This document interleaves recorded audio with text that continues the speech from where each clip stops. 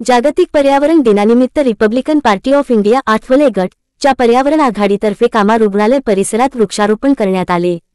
यावेळी रिपब्लिकन पर्यावरण आघाडी मुंबई अध्यक्ष विजय शेट्टी यांच्या नेतृत्वाखाली आणि दक्षिण मुंबई जिल्हाध्यक्ष शिरीष चिखलकर, उत्तर जिल्हा मुंबई अध्यक्ष व म्युनिसिपल मजदूर युनियनचे सरचिटणीस प्रकाश जाधव, कुलाबा तालुका अध्यक्ष विशाल गायकवाड, जिल्हा सचिव विजय जाधव यांच्या प्रमुख उपस्थितीत वृक्षारोपण करण्यात आले।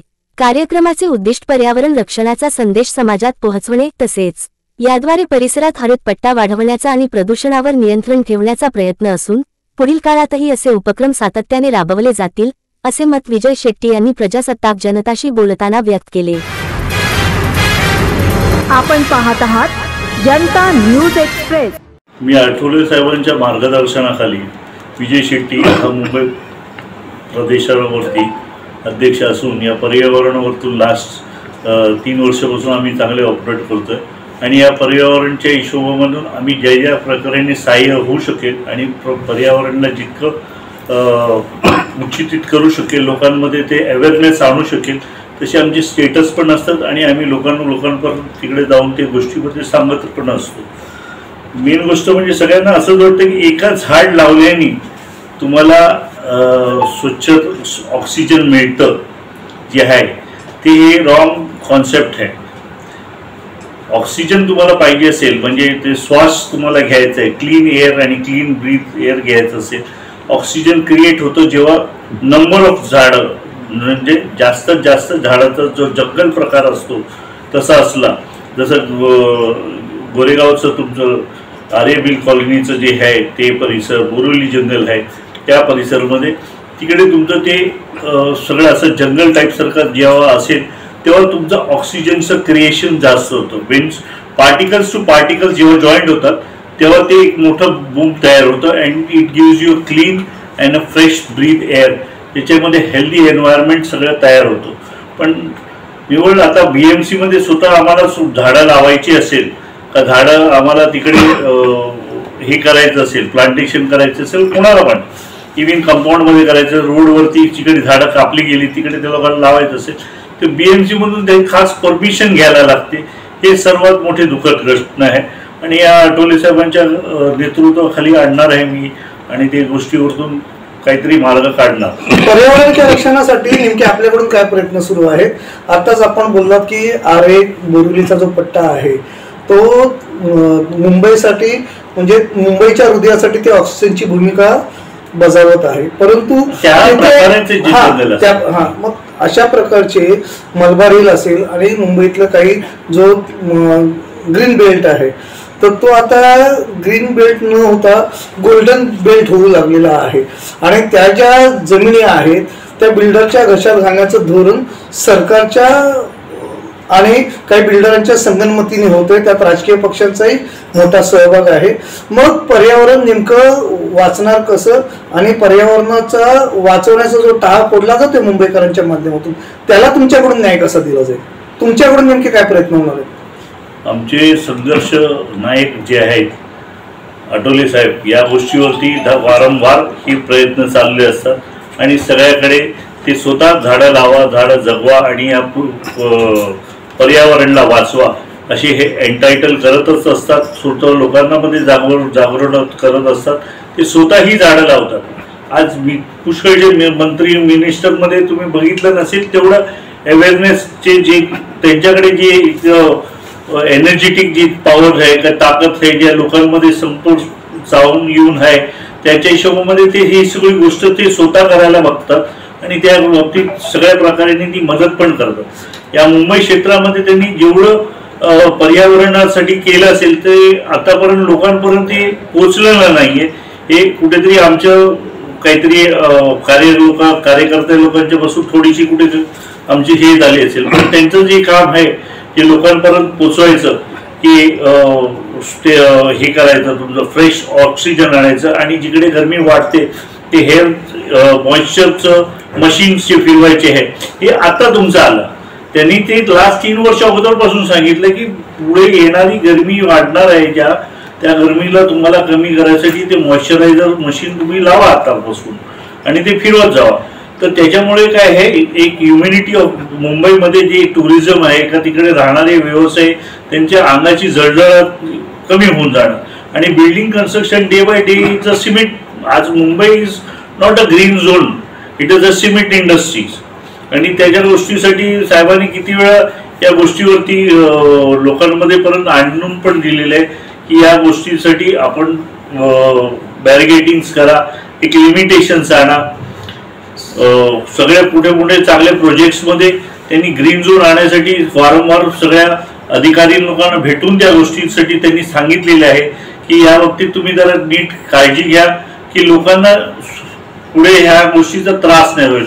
रमाबाई कॉलनी पण एक मोठी बेल्ट आहे, त्यांना हे फार वर्षापासून त्यांचं धावपळ चाललेली आहे, त्या बेल्टला एक चांगलं सुधारणा आणायला। म्हणजे ती जी झोन आहे, ती जो बेल्ट आहे, वर्ली बिर्डी चाळ आहे, तुमचं नायगाव बिर्डी चाळ आहे, शिवडी बिर्डी चाळ, या गोष्टीमध्ये हे जे रिडेव्हलपमेंटला जी आलेली आहे गती, आणि त्याच्यामध्ये त्यांनी हे खास करून त्या इम्पॉर्टन्स बघितलं, आठवले साहेबांनी हे बघितलं की या गोष्टीला ग्रीन झोन मध्ये कुठल्या प्रकारे गारवा येऊ शकेल आणि कुठल्या प्रकारे लोकांना क्लीन एअर ऑक्सिजन असेल, त्याच्यासाठी त्यांनी ते हे पण केलेलं आहे। म्हणजे जेव्हा कन्स्ट्रक्शन का प्लॅनिंग रिपोर्ट्स येतात का ते स्ट्रक्चरल काही डिझाईन्स बनतात, तर ते म्हणतात इकडनं हवा येणं जाण्याचं कशाच्या बाबतीमध्ये व्हायला पाहिजे ते त्यांच्यावरतून घेऊन येतात आणि लोकांना त्या कॅल्क्युलेशनला पण सांगतात की हे डायमीटर आणि हे याच्यामध्ये कुठे कमतरता आहे। यातही जो कळीचा मुद्दा आहे ना, तो वायू जलप्रदूषण, वायू प्रदूषण, मृदा प्रदूषण, मातीचं प्रदूषण, त्याच्यामध्ये प्लास्टिक घटक आला, विविध घटक आले। प्लास्टिक वरती तर आम्ही क्लॉथ बॅग्स, आठवले साहेबांनी गेल्या 10 महिन्या अगोदरच क्लॉथ बॅग्सच्या अगेन्स्ट एक हे उठवली होती, मोहीम उचलली होती, ज्याच्यामध्ये त्यांनी डिक्लेअर पण केलं होतं। आणि आमच्या पर्यावरण विभागामध्ये 3,500 बॅग्स आम्ही पहिले डिस्ट्रीब्यूट केले। टोटल आम्ही 30,000च्या वरती क्लॉथ बॅग डिस्ट्रीब्युशन केले की लोकांच्या घराघरापर्यंत जाऊ शकेल की म्हाडा कॉलनी, शिवडी, नायगाव, वर्ली, कांदिवली या पुष्कळ ठिकाणी हे क्लॉथ बॅग्स गेलेले की ज्याच्यामुळे प्लॅस्टिकवरती ती बंदी आणू शकून त्यावरतून सेव्ह करू शकेल। पण आताचं जे मेन ऑब्जेक्ट आहे ते धूळचं जे प्रदूषण जे दिवसेंदिवस वाढत चाललेलं आहे, त्या गोष्टीसाठी आठवले साहेबांकडे आता डिस्कस करूनच ते आम्ही या बाबतीत काय त्यांनी फायनलाइज केले ते सांगू शकतो। कारण की आतापर्यंत आम्ही लोकांनी जे केलेले आहे ते काय म्हणतो, जेव्हा धूळ प्रदूषण वाढते का त्याच्यामुळे ती हीट क्रिएट होते, जनरॉसिटी जेव्हा उत्पन्न होते, तर त्या लोकांना आम्ही BMC वाले लोकांना एक हे केलं जातं की मॉइश्चरायझरचं नाही तर काम स्टॉप करा, कारण की लोकांना श्वासात प्रॉब्लेम्स होतात। आणि इट इज ड्यू टू तुम्हाला सांगेल व्हेंटिलेशन आणि डेव्हलपमेंटमध्ये व्हेंटिलेशनचा फार मोठा डिसएडव्हान्टेजेस झालेले आहे। मोठ्या प्रमाणात मेट्रोच्या कामामुळे झाडं तोडण्यात आली, जवळजवळ हजारोच्या वर झाडं तोडली। आता तुम्ही यातून काय संदेश द्याल? ती झाडं परत काय लावलीच नाही, झाडं लावतच नाहीये। आमच्याकडे जेव्हापर्यंत रिपोर्ट आहे ते झाडं लावतच नाही आणि झाडं लावायला पुढे लोकांना पुढे येतच नाहीये। कारण की या गोष्टीसाठी कुठे हे लोक कशासाठी बॅरिगेटिंग करतात आहे, कारण की डेव्हलपमेंटला प्रॉब्लेम्स होणार आणि ते डेव्हलपमेंट जे केलेलं आहे ते लोकांपर्यंत दिसत नाही, एक्झिबिट नाही होत आहे आणि त्याच्यासाठी हा मोठा ड्रॉबॅक झालेला आहे। काल मंत्रिमंडळाच्या निर्णयामध्ये कुर्ला डेअरीची जागा अदानी बिर्लाला देण्यात आली, जो पूर्णपणे ग्रीन झोन होता। आणि आज समृद्धी महामार्गाचं उद्घाटन करताना आपले मुख्यमंत्री 5 कोटी झाडे लावण्याचा संकल्प करतात। याची ही तफावत, याच्यामध्ये आपण काय म्हणाल? याबद्दल आपलं मत काय आहे? ग्रीन झोन याच्यावरती ते डेव्हलपमेंटला जागा दिली पूर्ण, ती मदर डेअरी कुर्लाची जागा पूर्ण देऊन टाकली अदानीला, आणि आज ते म्हणतात की 5 कोटी झाडे लावण्याचा संकल्प केलाय। तर जेव्हा त्यांनी सांगितलेलं आहे तर ते करणारच। आणि आमच्या ते एक जॉईंट व्हेंचरमध्ये आमची पॉलिटिकली टीम चालती आहे, तर आम्ही त्या लोकांच्या पूर्तीसाठी आम्ही सगळ्या प्रकारे सहयोग करून जास्तीत जास्त ते तर 5,000च म्हणतात. आम्ही त्याच्यापेक्षा 5 कोटी सांगत असेल तर आम्ही 10 कोटी पर्यंत जाऊ. याच्या आधी असली पाहिजे, याच्या आधी म्हणजे जागा असली पाहिजे. मुंबईमध्ये आता एवढं डेव्हलपमेंट झालेलं आहे तर 5 झाडं लावायला आम्हाला त्रास आहे. आता आम्ही पण त्या स्पॉटला बघतोय.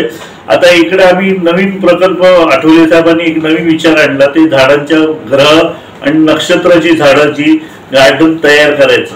त्याच्या हिशोबामध्ये एक नवीन सोर्स ऑफ काय बोलतात त्याला, एक नवीन क्रिएटिव्हचं गोष्ट आहे की त्याच्यावरती हे होणार, काय डेव्हलपमेंट येणार, एक अट्रॅक्शन होणार, टुरिझम अट्रॅक्शन.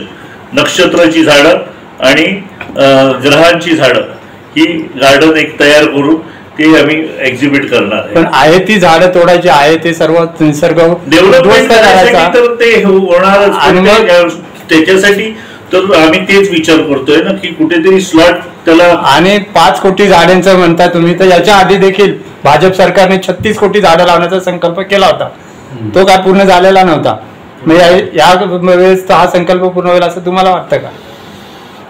मी या बाबतीमध्ये एवढं पर्यंत बोलायला मी त्याच्यावरती तज्ञ नाही आणि ते वरचे अधिकारी जे आहे ते लोकच बोलू शकतात. तुम्ही काय संदेश द्याल जनतेला?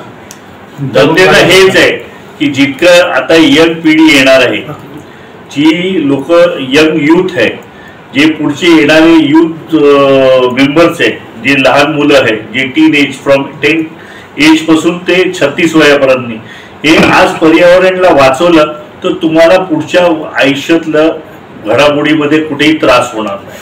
पण पर्यावरणाला वाचवायचं म्हणजे कसं आहे की पर्यावरणाला तुम्ही जितकं ज्या प्रकारे तुम्ही सहाय्य करेल, जितकं क्लीन आणि नीट ठेवायचा प्रयत्न करेल तर तेवढं तुम्हाला क्लीन ऑक्सिजन मिळेल. आणि तुम्ही अगर ह्याच्यावरती स्वतः डेव्हलपमेंट आणलात, एन्व्हायरमेंट, पर्यावरण म्हणजे काय, लोकांनी ह्याला वेगळ्या प्रकारे घेतलंय. हॉटेलचं ॲम्बियनला बोलतात पर्यावरण, दॅट इज ऑल्सो पण त्याला एक शब्द वेगळा घेतलाय, ॲम्बियन.